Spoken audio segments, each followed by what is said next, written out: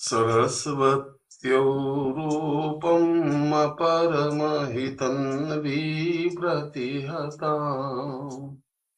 निहन्तुं व्यादेवं भवचरतरूपं स्वीयमहो गतं देव्यं पूर्णं परमपवितं पूर्णदविदे अतोर्व्यां पूर्वस्यां मदनमदपूर्वं व्यतिरति।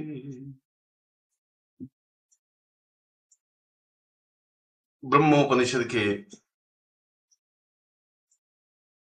इस श्लोक में मां सरस्वती के समस्त स्वरूप और उसके साधना रहस्यों को स्पष्ट कर दिया है। सरस्वती अपने आप में जीवन का आधारभूत स्वरूप है। कल्पना करें कि यदि हम बहुत सुंदर हों, आकर्षक हों और यदि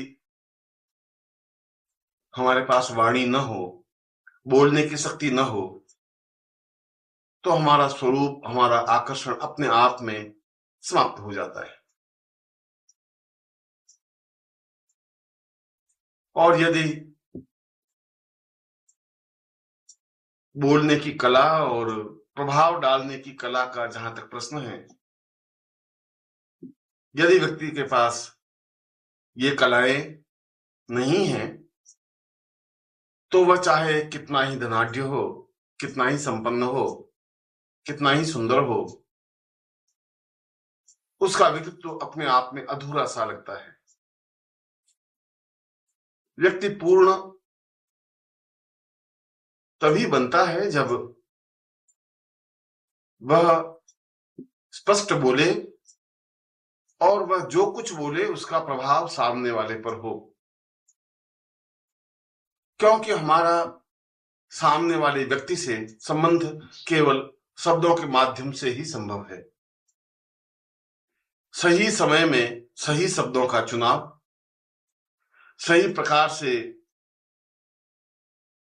उनका प्रयोग और प्रभाव डालने वाली कला के साथ बात करने का चिंतन व्यक्तित्व को पूर्णता देता है। यदि उसके पास सब कुछ है, अच्छा शरीर है, आकर्षक व्यक्तित्व है, पृष्ठभूमि संपन्नता की है, मगर बोली में कमजोर या निर्धन है, तो वह दूसरों पर प्रभाव नहीं डाल सकता, समाज में योग्य नहीं हो सकता, सम्माननीय नहीं हो सकता। वह अपने आप में अधूरा सा अनुभव करने लगता है।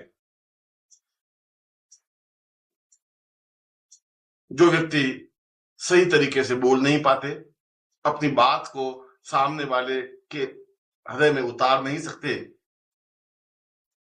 उनको बड़ी झंझुलाहट होती है कि सब कुछ होते हुए भी हम क्यों नहीं अपनी बात सामने वाले से मनवा लेते, हम क्यों नहीं उनको समझा सकते, क्यों नहीं उसको कन्विंस कर पाते हैं। इसीलिए तो जीवन में सरस्वती की साधना को अत्यंत महत्व माना गया है। इसीलिए तो सरस्वती को परम आराध्या माना गया है, क्योंकि सरस्वती ही शब्दों की वक्तता की, पूर्णता की देवी है। शब्दों के माध्यम से ही तो जीवन संतुलित और पूर्ण बनता है। चाहे वह भाषण या वक्तत्व देने की कला का क्षेत्र हो, चाहे अपनी बात स्पष्ट और सिद्ध करने की वक्तृता चिंतन हो, चाहे पंडित हो और शास्त्रार्थ के माध्यम से सामने वाले को पराजित करने की कला का ज्ञान हो,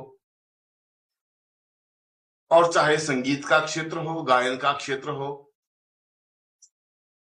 ये सभी क्षेत्र जीवन के आवश्यक क्षेत्र हैं, क्योंकि ये जीवन के पूर्ण चिंतक हैं। एक व्यक्ति चाहे किसी भी प्रकार के व्यक्तित्व का हो, और यदि वह प्रभावपूर्ण ढंग से वक्तव्य देता है जिसका प्रभाव उपस्थित जन समुदाय पर होता है, तो वह प्रशंसा और तालियों को बटोर लेता है। यदि शास्त्रार्थ में स्पष्ट उच्चारण है और अपने तर्कों को क्षमता के साथ सामने वाले के सीने में उतारने के लिए प्रस्तुत है, तो वह शास्त्रार्थ में विजयी हो जाता है और विजयश्री उसके गले में पड़ जाती है। और यदि कला का क्षेत्र है, संगीत का क्षेत्र है, यदि उसके गले में लोच है, यदि वो बहुत उत्तम तरीके से गा सकता है, तो वह संपूर्ण देश और विश्व में सम्मानित हो सकता है। और यह सब सरस्वती के द्वारा ही संभव है, क्योंकि सरस्वती के 8 आयाम हैं।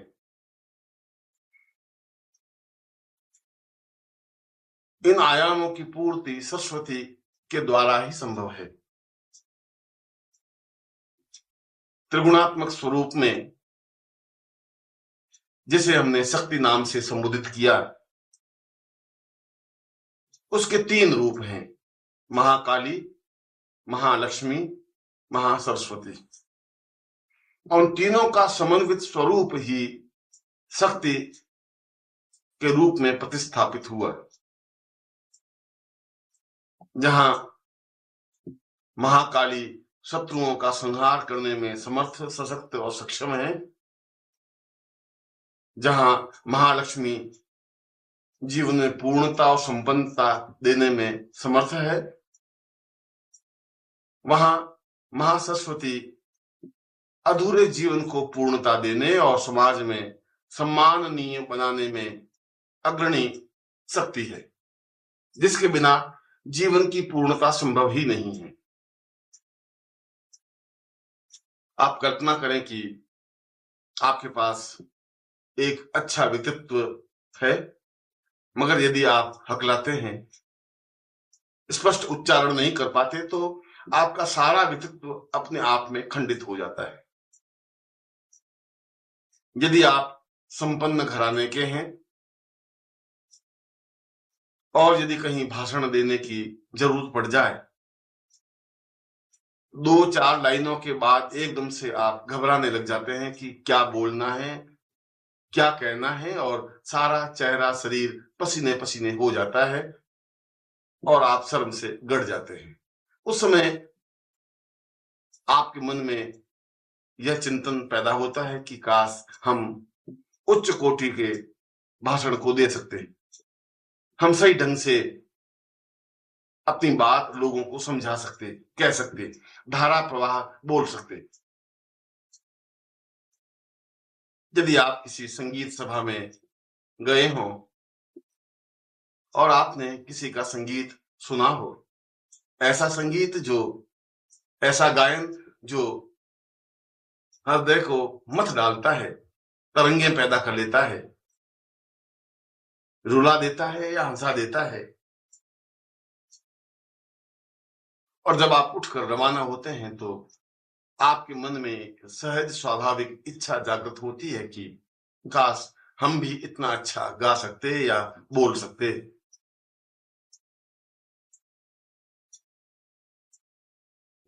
क्योंकि वक्तृत्व कला के बिना जीवन अपने आप में अधूरा है, बेमानी है, व्यर्थ है। यदि हमारे होठों पर तरन्नुम और संगीत नहीं है तो हमारा जीवन खाली खाली सा अनुभव होता है। ये जरूरी नहीं हो कि आप इस क्षेत्र में अद्वितीय हो, मगर यह जरूरी है कि आप में क्षमता हो, आप में स्पष्ट उच्चारण करने की शक्ति हो, आप बातचीत कला में निपुण हो, किसी व्यक्ति को प्रभावित करने की कला हो। एक वकील कोर्ट में धारा प्रवाह बोलता है और सामने वाले वकील के तर्कों को काट देता है, धज्जियां उड़ा देता है और लोग आश्चर्य से उनकी वक्तृत्व कला को देखने लग जाते हैं। उस समय आपके मन में भी ऐसा ही चिंतन आता है कि काश आप भी इस प्रकार से बोल पाते। इसीलिए तो पूरे जीवन का सार बोलने की कला में है, क्योंकि हमारा अधिकांश समय समाज के अन्य लोगों के साथ व्यतीत होता है। पुरुष, स्त्रियां, मित्र, प्रेमी, प्रेमिकाएं, पत्नी, पुत्र, मां, बाप, भाई, बहन, संबंधी, रिश्तेदार,